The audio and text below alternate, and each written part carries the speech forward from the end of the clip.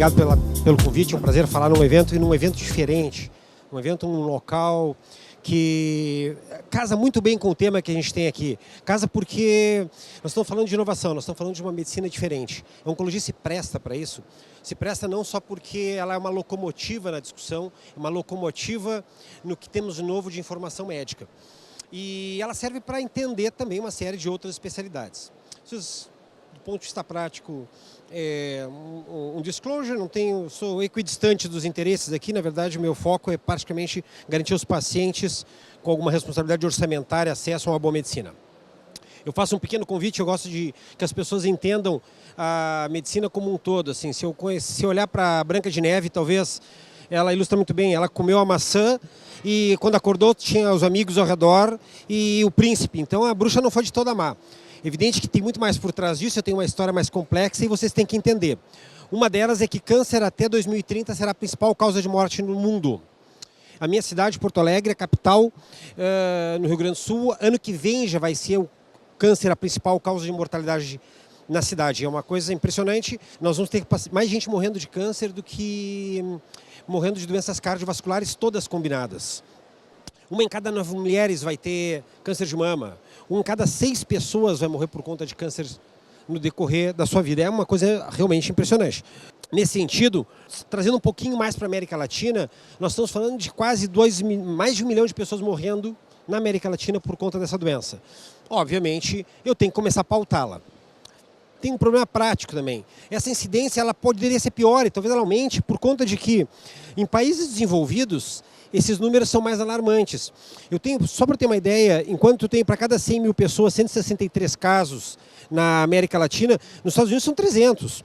O problema está na informação abaixo, onde eu tenho uma mortalidade muito maior aqui. Eu preciso de 22 casos de câncer na América Latina e 13 vão morrer.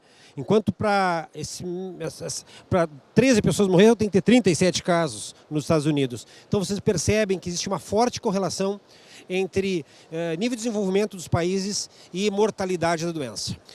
Um dos motivos claros que acontece isso é porque as pessoas estão envelhecendo. Nós estamos pagando o preço de uma longevidade. Quanto mais, aliás, é o maior fator de risco para essa doença. As pessoas vivem mais, elas têm muito mais chance de ter a doença. E elas vêm perdendo, inclusive, mortalidade por outras causas, felizmente. E acabam sobrevivendo a uma insuficiência cardíaca, sobrevivendo a uma pneumonia, sobrevivendo a outras doenças infecto-contagiosas e a doença aparece. Bom, e o mercado vem mudando, o mundo vem mudando. Pra você ter uma ideia, na década de 70, na década de 80, um novo remédio, um novo tratamento para o câncer era uma raridade acontecer. Eu fiz minha formação nas décadas de 90, a gente passava 6 meses, 1 ano sem ter um novo remédio para a doença. Era impressionante. E quando vinham, eram remédios que tinham até um preço preocupante, mas eles não eram tão alarmantes. Foi acontecendo que vocês podem ver claramente no gráfico, que com o tempo, década de 2000 e agora década de 2010, a nossa densidade de novos tratamentos ficou muito maior. E o custo médio desse tratamento ficou muito, mas muito maior. A leitura é muito clara. Há 4 anos atrás, uma nova droga para tratar câncer custava em torno de $4.000 por mês. Hoje, um entrante no mercado é $10.000 por mês. Então, por definição, um novo tratamento para câncer entrou no mercado. Vocês sabem que o paciente vai mais ou menos ter uma despesa de R$30 mil, 30 e poucos mil reais mensais. Então, quando eu olho para um gráfico como esse, onde há muito pouco tempo atrás eu tratava um câncer de intestino com $214 para 6 meses de tratamento e de repente eu pulo para $67 mil, é evidente que nós temos que parar um pouco e tentar entender esse mercado. Alguma coisa está acontecendo. Em pouco mais de uma década eu tenho tratamentos que pularam de $200 para 60 mil. Obviamente eu preciso de um pouco mais de entendimento do que significa isso. Bom, esperávamos que isso se traduzisse em resposta clínica, que quanto mais eu investisse, melhor resultado eu tinha. Não deixa de ser verdade, mas é desproporcional. Cada vez que eu tenho um avanço no câncer, eu tenho um ganho prognóstico. O próximo avanço já vai custar muito mais e o ganho prognóstico é um pouquinho menor. O próximo avanço, um gasto muito maior e um avanço menor ainda. Então, a curva de custo por benefício se tornou exponencial. Em algum momento, se continuar gráfico desse jeito, eu vou estar pagando uma infinidade de dinheiro para dar alguns minutos a mais de vida para os pacientes. E isso tem que ser trabalhado. Isso tem que ser trabalhado para a gente entender onde que é razoável nós estacionarmos, para não deixar as drogas classificadas como as muito caras, incrivelmente caras ou exorbitantemente caras. E é isso que se enxerga. É improvável que nós tenhamos um novo remédio hoje para tratar uma doença que se tornará mais comum na próxima década, que não custe realmente muito dinheiro. Mais assustador do que isso, a quantidade de informações novas que chegam não necessariamente se traduzem em resultados interessantes. Isso foi publicado no Nature, agora há 3 semanas atrás, onde eles fizeram um levantamento de quase 280 estudos clínicos publicados no início dessa década. 15% deles tinham resultados que realmente mostravam que o paciente podia viver mais ou melhor. Puxa vida, 85% que foi publicado não mostrou ganho prognóstico relevante para os pacientes. Evidente que também tem um problema nesse e isso não tem mudado. Cada vez mais o esforço para tentar buscar ganho prognóstico importante tem se tornado desafio. O que se espera então como grande avanço? O que aconteceu hoje pode ser classificado como os principais avanços de oncologia? A Sociedade Americana de Oncologia Clínica, a American Society of Clinical Oncology, ela todo ano publica um levantamento de o que ela entende que realmente foi avanço, o que mudou na especialidade, no manejo desses pacientes. Não há dúvida nenhuma que a bola da vez, que a menina dos olhos da medicina hoje é imuno-oncologia. Para você ter uma ideia, os principais autores classificam a entrada da imuno-oncologia como a penicilina desse século. Se entenda-se que mesmo que ela não vá curar todos os tumores, ela abriu todo um universo de alternativa terapêutica que tem modificado a história natural de várias doenças. E é realmente importante porque, diferente das quimioterapias tradicionais, ela funciona em ativar o próprio sistema imunológico do paciente, lidar com uma doença e, o mais interessante, ela oferece resultados melhores. Eu tinha doença cujo prognóstico era sombrio e o paciente tinha alguns meses de vida, e agora a mesma doença, usando algumas imunoterapias, o paciente tem pelo menos 20, 30% de estar vivo daqui a 5 anos, vivendo bem. Mudou uma curva da doença e não só aumentou o tempo de vida, como ofereceu para ele uma chance de ser um long-term survivor. Os pacientes têm uma chance de sobreviver a essa doença. Obviamente, isso é só o que se discute. Esse gráfico é um landscape que ilustra muito bem. Cada fatia desse gráfico é uma doença. Cada cor é um remédio. Quanto mais na periferia dessa fatia do gráfico, mais adiante está na investigação científica o remédio. Portanto, o primeiro anel são estudos de fase 1, eu quero saber se as doses são pertinentes. O segundo anel são estudos de fase 2, eu quero usar e verificar se alguma resposta é descrita. O fase 3, que já é mais interessante, ele compara a nova terapia às terapias vigentes e aplica testes para verificar se ela realmente é melhor. Inclusive até o último anel, que é o fase 4. Já está disponível no mercado, sai daquele ambiente controlado de pesquisa clínica e a gente testa se no mundo real aquilo está beneficiando os pacientes. Vocês podem ver que são várias drogas, várias doenças em vários estágios de investigação. E isso está acontecendo praticamente com todos os tipos de câncer. Em algumas situações, inclusive, nós temos drogas aprovadas para a mutação específica, não dependente de onde for o tumor. Que é surpreendente, porque até agora nós trabalhamos com um câncer e um tratamento. Agora não. Eu tenho uma mutação, independente de qual a doença, o medicamento que atua naquela mutação pode modificar a vida do paciente. Várias drogas, é evidente que isso aqui não é para ler, só para vocês ficarem ilustrados. Vários imunoterápicos em investigação. Esses só foram os listados como os mais importantes do ano passado.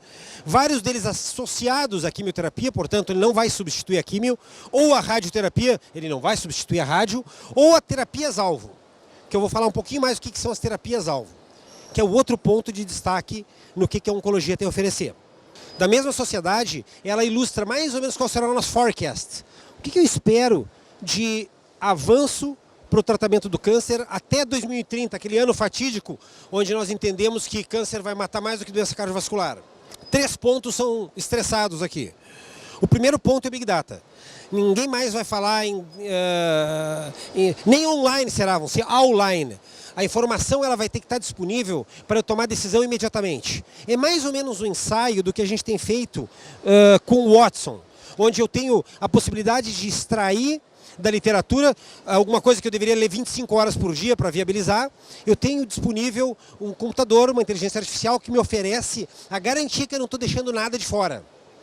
E O input disso não é só literatura médica, mas a opinião de um painel de experts que trabalha especificamente nessa área. Isso claramente vai ficar cada vez mais presente.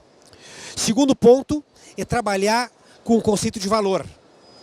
Isso é importante, é visceral, porque vocês perceberam que eu falei de drogas caríssimas no início da apresentação, e o que nos interessa não é o preço, eu quero interessar se ele vale aquilo que ela está oferecendo. E esse conceito de valor tem fortemente sido batido. Praticamente todas as sociedades médicas têm construído frameworks, têm construído critérios para alinhar se aquela tecnologia apresentada, ela está entregando um desfecho razoável frente ao que ela custa. Vamos passear um pouco nessa parte. A gente não é incomum em medicina nós sermos expostos a várias opções terapêuticas e nem todas elas oferecem ganho prognóstico relevante. Nós temos que depurar aquelas drogas que basicamente elas vêm só com um encantamento, mas oferecem realmente alguma mudança na vida do paciente. E obviamente que se eu tivesse recurso infinito era muito simples, basicamente toda nova tecnologia era incorporada, empilhada.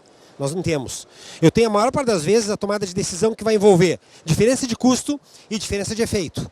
Óbvio que se eu tenho mais efeito e menos custo é fácil. Eu tenho que incorporar se eu não estou perdendo dinheiro. Da mesma forma, se eu tenho uma tecnologia que custa mais e funciona menos, é fácil descartá-la. A diferença é como nós vamos tomar decisão aqui. Aquelas novas tecnologias que elas sim custam mais caro, mas elas oferecem desfechos melhores. Esse é um desafio, para definir quanto exatamente nós temos que fazer isso. Bom, feito isso, nós vamos fazer análises farmacoeconômicas, elas não podem ser intuitivas, não podem ser apaixonadas, elas têm que ser técnicas. De um lado da balança, eu vou descrever todos os custos, inclusive o custo evitado. Do outro lado da balança, todos os desfechos que eu vou conseguir oferecer para o paciente. Eventualmente, um dia a mais de internação a menos, uma ano a mais de vida. Agora, bom mesmo é se eu puder utilizar o que nós chamamos de utility. Utility não é nada mais do que eu ter um desfecho como um ano a mais de vida, mas eu ajustar por qualidade. Ajustar por qualidade faz diferença porque eu vou conseguir jogar no tipo de análise farmacoeconômica que nos interessa. Se tem alguma coisa que você tem que lembrar é que as análises de custo-benefício, minimização, custo-efetividade, custo-utility são análises diferentes. Não usem como sinônimo, portanto. Quando eu falo em aquilo que nós queremos, a maior parte das vezes, endereçar, são as análises de custo-efetividade, ou seja, quanto que eu vou gastar mais para mudar um desfecho? Quanto eu vou gastar mais para garantir que o paciente saia do hospital? Quanto que eu vou gastar mais para garantir que o paciente seja curado de uma doença ou que ele viva mais tempo?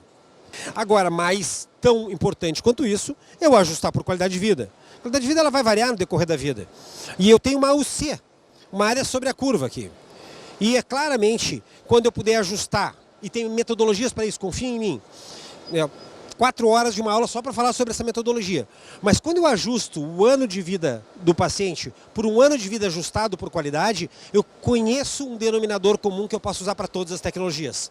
Eu posso comparar tecnologias em reumato, em cardio, em pneumo, em ortopedia, em oncologia. Pois então, com esse denominador comum, que é um quali, eu consigo entender se aquela unidade monetária, como ela pode ser usada da melhor maneira. E o terceiro ponto é a medicina panômica, ou a medicina de precisão, onde eu conheço o genoma da célula, eu entendo onde é que são as mutações, e eu consigo entregar um medicamento que vai trabalhar especificamente nesse, ou em mais de um item, para evitar que a fosforilização do DNA, portanto, a duplicação celular equivocada, seja impedida. E aí nós entramos naquele conceito que também é a bola da vez, que chama de medicina personalizada. Ora, medicina personalizada não é eu individualizar um tratamento para cada paciente, mas é eu identificar uma população do tamanho desse ambiente, quem são os pacientes que eu devo fazer aquele tratamento porque eles vão se beneficiar, e aqueles que eu devo evitar o tratamento e buscar outra opção, porque ou eles não se beneficiam ou a toxicidade vai ser proibitiva. Eu só não gosto de chamar de medicina personalizada. Eu prefiro chamar de medicina de precisão, que é a tendência da maioria dos autores. Medicina precisão significa que eu tenho o alvo conhecido. Eu tendo o alvo conhecido, a possibilidade de eu ser assertivo e efetivo é muito maior. Entendendo isso, eu vou conseguir fazer o que nós já estamos fazendo hoje, a identificação genética de cada tipo de doença. Câncer não é uma doença só. Eu tenho um guarda-chuva, que a gente chama tudo de câncer, mas especificamente cada um deles tem mutações diferentes. E o mais importante, o manejo desse paciente passou a ser completamente diferente dependendo das mutações. Mais importante do que isso, se eu desconsiderar essa informação, eu corro o risco de prejudicar o paciente. Porque os tratamentos vão ser piores. Ou eu deixo de fazer o tratamento correto, ou eu estou oferecendo um tratamento que pode ser inclusive deletério. Portanto, não é mais ficção científica. Se eu não tenho esse dado, eu estou fazendo uma má prática médica. Para entender mutações como, por exemplo, no melanoma. Se eu saber se o paciente tem mutação de BRAF ou não, vai me levar para um tipo de tratamento ou outro diametralmente opostos. Um é um comprimido que vai funcionar durante alguns meses e pode eventualmente ter uma redução esplêndida. O outro eu vou deixar de lado esse bloqueio de drogas orais e vou passar a usar imuno-oncologia de cara. Portanto, deixou de ser uma opção convidativa, mas passou a ser uma obrigação. Isso só aconteceu porque nós passamos a entender que, na verdade, o câncer é uma doença do genoma. Eu tenho essa divisão descontrolada, mas até agora a gente não entendia muito bem por que isso acontecia. É muito fácil definir câncer como uma doença que as células proliferaram de uma maneira anárquica e pararam de morrer. Mas a pergunta que nós temos que fazer é anterior a isso. Por que aconteceu isso? O que exatamente trouxe para o paciente essa mutação e por que ele não conseguiu corrigi-la? Ou porque, além de não corrigi-la, ele não mandou a célula entrar em apoptose, ou seja, mandou a célula se matar uma vez que ele identificou que ela poderia ser estranha. Nós sabemos hoje que isso acontece por uma série de fatores. Uma delas, porque o organismo ele perde a capacidade de reparo, porque a doença ele tem o talento de blending, ela acaba se misturando no meio das células normais e ela desativa o sistema de correção. Ora, quando eu tenho essas várias alterações e esses vários agressores e eventualmente a célula passou a perder o controle, ela deixa de estar dentro do meu radar. Ela pode invadir localmente, ela pode invadir outros órgãos, ela pode produzir substâncias que são hostis ao meu tratamento e podem produzir substâncias que são importantes para ela. Algumas das vezes, essa célula que passa a ter a capacidade de invadir e disseminar, ela vai produzir substâncias que nós chamamos de biomarcadores. Alguns são fáceis de detectar. Eu tenho biomarcadores que são fenotípicos. Por exemplo, se é homem ou mulher, se fuma ou não fuma, se é um paciente jovem ou é um paciente idoso. Isso nós já sabemos e a gente usa no dia a dia para tomar decisão de qual medicamento. Mas é quase uma aposta. É basicamente baseado em estatística e probabilidade. Eu já estou mais adiante nisso. Eu tenho marcadores que são expressão de receptores. Câncer de mama, se o paciente expressa um receptor chamado ER2, eu vou dar uma droga chamada Herceptin para ele. Senão está errado, senão eu estou tratando mal o paciente. Se o paciente tem um receptor chamado CD20, eu vou dar uma droga chamada Rituximab para ele. Se ele não tem, nem adianta eu dar. Eu tenho a fechadura, mas eu tenho a chave e não tenho a fechadura. Só que eu estou trabalhando agora num ambiente onde eu tenho biomarcadores que são variações moleculares que eu passo a identificar e me ajudar a escolher o tratamento, assim como eu tenho metabólitos ativos que a gente vai dosar e sabe que apesar de eu não enxergar o câncer, eu sei que ele está produzindo substâncias que nos vão ser úteis para combatê-lo. Esses biomarcadores eles podem ser divididos. Eu tenho prognóstico ou preditivo. Prognóstico basicamente são uma série deles eu tenho, como por exemplo o CARRAS em câncer de pulmão. Tem um CARRAS em câncer de pulmão, eu não vou mudar muito a minha estratégia, mas eu sei que esse paciente tem um desfecho pior. Eu entendo um pouco melhor a doença e eventualmente eu posso pensar numa estratégia mais sofisticada. Já tem os preditivos, que são aqueles marcadores que me dizem eu preciso do teste para tomada de decisão. E tem vários. Mas o problema não é ter vários, o problema é a gente saber usá-los. Todos eles estão aí, a metodologia pode variar um pouco. Nós temos um problema prático de nem sempre o método disponível no mercado é aquele que foi utilizado no estudo clínico, e aí ele gera um grau de incerteza, mas a maior parte das vezes ele cobriu essa etapa regulatória e essa tomada de decisão fica um pouco mais simples. De qualquer forma, a metodologia desses testes, que nós vamos chamar de companion testes, são testes fundamentais para eu tomar a decisão, elas já estão presentes no nosso dia a dia. O grande impasse é prático. Eu preciso ter material suficiente. Se cada um quiser pegar uma mutaçãozinha e tirar uma lasca do tumor, eu corro o risco do patologista chegar no final do mês e olha, acabou, não tem mais tumor. Encerrou meu material. Então tenham muito cuidado na hora de pedir. E nós temos insistido isso com os colegas. Eu não posso fazer um tudograma. Eu pedi tudo que eu imagino de teste de companion porque eu corro o risco de esgotar a peça e não poder resolver. Da mesma forma, a maneira como eu vou conservar isso pode fazer diferença. Por isso que eu tenho nessas 7 etapas responsabilidades específicas, que vão desde o radiologista ou cirurgião que vai tirar um fragmento, até o patologista que vai fazer análise, o médico que vai saber escolher o teste que ele efetivamente precisa, volta para o patologista que vai executar isso de uma maneira adequada e fornecer resultados inteligíveis.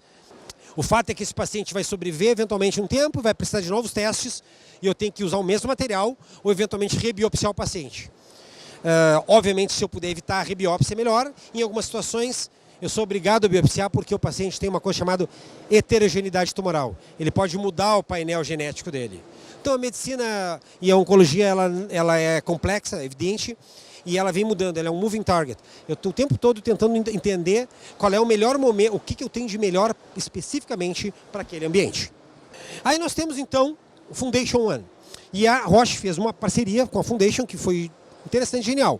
Ela oferece para o médico a possibilidade de identificar frente àquele painel genômico do câncer, quais são as alternativas terapêuticas que a literatura tem apontado como as mais pertinentes naquele momento. Em algumas situações ela não é mais uma opção, ela é obrigatória. Em câncer de pulmão não se faz uma boa medicina mais sem ter essa informação. Não dá para fazer. Em algumas situações em câncer de mama, por exemplo, ela vai me ajudar a decidir se o paciente vai fazer ou não químio. É aquele tumor no meio do caminho, ela não tem um cenário tão agressivo ao ponto de estar tomada a decisão para a químio, mas também ela não tem as características de tranquilidade que me permitem abrir mão do tratamento. Eu não tenho outra maneira, eu vou ter que fazer um painel genômico para poder saber se esse paciente ele é alto risco, baixo risco, e eu vou tomar a decisão baseado nessa informação. Onde é que nós atrapalhamos? Da mesma forma que a medicina ela vem correndo e vem mudando drasticamente o impacto na decisão clínica, vocês podem perceber que eu tinha imunistoquímica, FISH, PCR, Sanger, eu tinha várias metodologias que a gente sempre vem usando e vem usando muito e ela cada vez vem me mostrando mais possibilidade de me ajudar na tomada de decisão. Esses hotspot testing e a captura híbrida se tornaram extremamente importantes na tomada de decisão. E eu já tenho novas tecnologias, mas ainda estou numa curva de aprendizado. Provavelmente essa curva vai mudar, vai subir a chance de eu usar as metodologias que estão no final do meu gráfico ali, e provavelmente eles vão me ajudar mais no momento. Mas agora, nem todas, não significa que ela é moderna, que ela realmente vai impactar na tomada de decisão. Como é que vai ser câncer no futuro? Não tem dúvida nenhuma que o paciente, ele saber o local onde o tumor iniciou vai ser só mais um dado de informação. O painel genômico desse paciente vai ser visceral para que nós tomamos a decisão adequada. E eu vou poder desenhar especificamente para cada paciente qual é o tratamento que vai modificar aquela mutação que nós identificamos. E quando eu falo que isso é no futuro, eu não estou falando do futuro ficção científica. Eu estou falando para os próximos anos já. Então o médico oncologista ele vai ter que entender muito mais e compreender muito mais esse microambiente tumoral do que necessariamente do que fazia no passado, onde a informação vinha pronta e vinha me dizendo o que significava o tumor. Nós temos problemas práticos nessa história toda. Um deles é que, por incrível que pareça, nós temos no Brasil alguns testes, que são companion testes, disponíveis, mas não tem o remédio que deve ser usado caso o teste dê reagente. E mais impressionante, em algumas situações eu tenho o medicamento, mas não tenho o teste para dizer se deve ser usado. É nonsense. O fato é que dentro do país, isso nós publicamos no Lancet Oncology agora no final do ano passado, nós listamos, evidente que não é para ler, é só para ilustrar, nós listamos pelo menos 12 pontos que os órgãos regulatórios, os médicos, de uma forma geral, e as empresas que lidam com essa área vão ter que estar atentos para poder consertar essas distorções. Não posso um paciente chegar na minha frente e me dizer, doutor, eu tenho um câncer de pulmão. E olha, a melhor coisa que eu posso fazer é um painel genômico para escolher o seu medicamento. Não, mas eu não tenho convênio, então eu não posso fazer o teste porque não adianta, eu não tenho remédio. Eu não posso classificar brasileiros de primeira categoria, segunda categoria baseado nisso. A informação científica tem que ser a mesma para todo mundo. De uma forma ou de outra, é isso que eu sei. Bom, take home message, nos últimos slides é esse. Pontos que não devemos esquecer. Não há dúvida nenhuma, nós vamos cada vez mais casar informática, dados técnicos. Em medicina ela vai passar a ser uma medicina muito mais complexa e depender da velocidade de informação científica. Da mesma forma que cada vez mais nós vamos ter que trabalhar em valor. Para quem tiver interesse, depois eu posso mandar. Esse aqui é o terceiro livro que eu escrevi sobre esse tema. Nós temos que parar de falar de custo, vamos falar de valor. Quanto vale aquela tecnologia? E tem várias metodologias para avaliar esses frameworks. Mas nós vivemos um dilema. E esse dilema ele não pode ser tirado da nossa lista. O David Edmond faz esse questionamento, várias pessoas não têm a resposta certa, mas se posicionem no seguinte cenário. Se eu empurrar o fat man, o gordo, ele morre, mas eu salvo 4 pessoas. Ou vamos tornar a situação mais complexa ainda. Ele está na trilha, ele está no trem, na frente do trem. E se eu avisar ele para sair, eu salvo ele, mas 4 pessoas morrem. Medicina é isso, mais ou menos, quando nós vamos alocar recurso. Eu não tenho como, nesse contexto, tomar a decisão certa, porque sempre eu estou alocando recurso para ajudar alguém, alguém vai se prejudicar. Isso é uma coisa que nós temos que pensar. Não é à toa que há uma década nós estamos tentando pensar como nós podemos reduzir custo. Talvez uma maneira de fazer isso é não usar mal o recurso. O último slide, é só para você ter uma ideia, nós temos um levantamento com pacientes do Brasil, nós sabemos que é razoável que 10, 15% das pessoas façam quimioterapia nos últimos 3 meses de vida. Podem fazer, eu faço quimioterapia, ele vem a falecer por uma complicação, está dentro do razoável. O problema é que no nosso levantamento no Brasil nós temos mais de 30%, 1/3 das pessoas fizeram quimioterapia logo antes de morrer. É um overtreatment, a gente tem que aprender a dizer, olha, não vai beneficiar o paciente esse tratamento. Não é só porque ele vai gastar dinheiro, mas é porque isso não vai ajudar as pessoas. Obrigado pela atenção de vocês.